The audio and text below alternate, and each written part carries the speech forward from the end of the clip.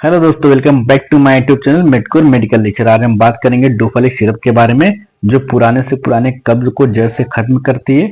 और इस सिरप के बारे में पूरी डिटेल में बात करेंगे। दोस्तों वीडियो को पूरा देखिए, आपको बहुत नॉलेज मिलेगी। और दोस्तों इस वीडियो में हम डिस्कस करेंगे कि इस सिरप को लेने का सही तरीका क्या होता है, और सिरप को लेने के बाद क्या क्या साइड इफेक्ट देखने को मिल सकते हैं, और उसके डोज के बारे में बात करेंगे। तो दोस्तों वीडियो को पूरा एंड तक देखें। चलिए तो अब हम टॉपिक को शुरू करते हैं और देखते हैं कि ये लैक्टोलोज ओरल सस्पेंशन होता है क्या है। लैक्टोलोज ओरल सस्पेंशन ये लेमन फ्लेवर को होता है। Is a type of sugar use to treat constipation. ये एक तरह का शुगर का फॉर्म होता है, जैसे कार्बोहाइड्रेट होता है, माल्टोज होता है, उस तरह का ये भी एक फॉर्म होता है शुगर का। It is known as laxative and makes you stool easier to pass. ये क्या करता है कि हमारे जो स्टूल होते हैं उनको क्या करता है, उसके अंदर लैक्सेटिव पैदा करता है, और क्या करता है स्टूल को इजिली पास आउट करता है। By driving water into your bowel, क्या करता है जो स्टूल होता है उसके अंदर उसका ऑब्जर्वेशन करता है वाटर का, और जिससे स्टूल जो होता है सॉफ्ट और इजिली पास आउट होता है। It is also used to treat hepatic encephalopathy. ये एक तरीके की बीमारी होती है हिपैटिक इंसेफेलोपैथी, जैसे कि एक लीवर की सीवियर डिजीज होती है, जिसके होने के बाद क्या होता है, कंफ्यूजन होता है, ट्रेमर होता है, डिक्रीज लेवल ऑफ कॉन्शियसनेस, यानी कि जो कॉन्शियसनेस लेवल होता है वो डिक्रीज हो जाता है। तो इस बीमारी में भी सिरप का इस्तेमाल किया जाता है।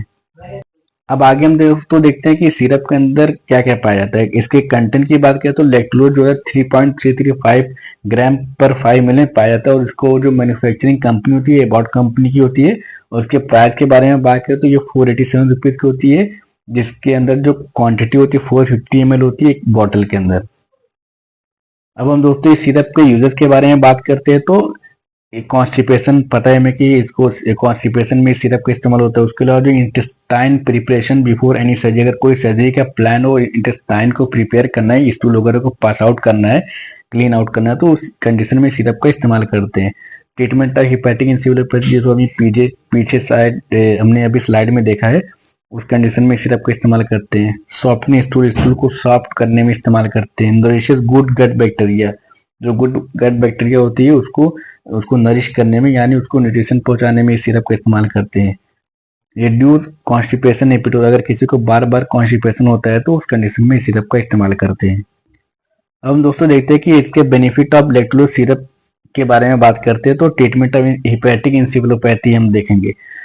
और ये होता क्या है, hepatic encephalopathy is a severe liver disease होती है, एक तरीके की सीवियर लिवर डिजीज होती है date can cause changes in brain. क्या करते हैं हमारे जो अगर किसी पेशेंट को ये बीमारी होगी तो उसके ब्रेन में चेंजेस देखने को मिलेंगे, उसके फंक्शन में, ब्रेन के फंक्शन में, जैसे कि उसको कंफ्यूजन होगा, कोई चीज और उसको समझने में टाइम लगेगा, उसको ट्रेमर जैसी प्रॉब्लम होगी, यानी उसके हाथ पैर कांपेंगे, उसको ट्रेमर जैसा फील होगा।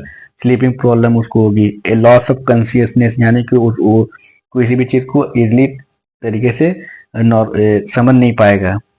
डुफलेक oral suspension is thought to work by lowering the level of substance called ammonia in the blood. क्या करता है कि जो हमारी बॉडी में जो हमारी बॉडी के जो ब्लड में अमोनिया की क्वांटिटी बढ़ जाती है उसके लेवल को कम करता है, जो क्या करता है एक हार्मफुल इफेक्ट करता है ब्रेन के ऊपर।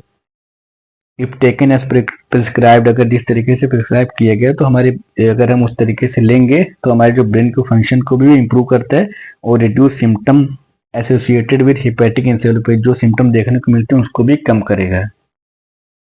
अब हम देखते हैं कि सिरप के लेने के बाद जो लैक्टोलोज सिरप होता है क्या क्या साइड इफेक्ट देखने को मिल सकते हैं, जो कॉमन साइड इफेक्ट होते हैं। तो पहला देखते हैं एब्डोमिनल पेन होगा, नोजिया वोमिटिंग जैसी शिकायत देखने को मिल सकती है। कभी कुछ कंडीशन में डायरिया स्टार्ट हो सकता है अगर उसका ओवरडोज हो जाता है। तो हम दोस्तों बात करते हैं how to use and dose of lactulose. अब इस सिरप को हम किस तरीके से यूज करेंगे उसके डोज के बारे में बात करेंगे।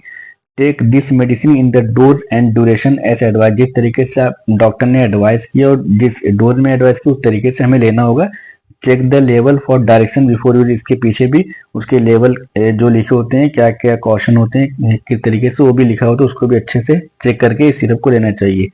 Measure it with A measuring cup, इसके अंदर एक कप पाया था उसके थ्रू हम मेजर करके बाय माउथ यानी कि ओरल उसको लेंगे। शेक विल बिफोर यूज, इसको लेने से पहले हम बॉटल को जो अच्छे से शेक करेंगे। डुफालेक ओरल सॉल्यूशन लेमन में भी टेकन विथ और विदाउट फूड, इस सिरप को हम विथ और विदाउट फूड भी ले सकते हैं, लेकिन बेहतर है कि विथ फूड लें, स्पेशली नाइट में लें।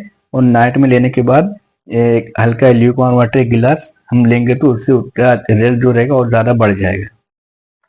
दोस्तों हम इस सिरप के डोजेज के बारे में बात करते हैं। तो अगर बच्चे की उम्र जो होती है, पहले तो हम बात करते हैं एडल्ट डोज की। अगर किसी की एज कोई अगर एडल्ट पर्सन है तो उसको हम 15 से 45 ml रात को सोते टाइम देंगे गर्म पानी के साथ। अगर कोई बच्चा उसकी एज 7 से 14 साल है तो उसको हम 15 ml देंगे। और किसी बच्चे की उम्र जो है 1 से 6 साल है तो उसको हम 5 से 10 ml देंगे। और अगर कोई इन्फेंट उसकी एज जो है अंडर 1 ईयर यानी 1 साल के अंदर है तो उसको हम 5 ml तक देंगे रात को सोते टाइम गर्म पानी के साथ।